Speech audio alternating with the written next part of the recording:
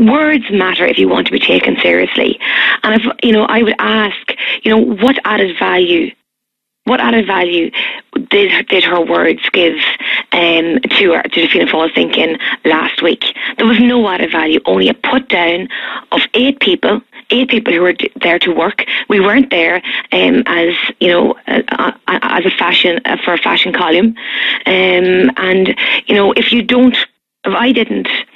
I thought about not commenting on it. And I says, no, I will comment, because this is not just about, us eight politicians who was named in the article.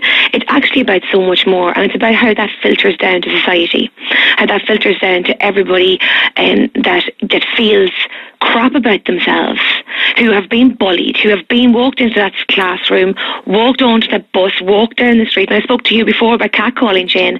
And it is about that, how we are judged too often on how we look, and what our weight is. And some people say, oh, politicians deserve it. But do we want our representatives to be so hardened or so desensitized that this sort of language doesn't matter? And do we want our politicians to have empathy and to feel, to be human or to be flawed? Yeah. We want our politicians to be human.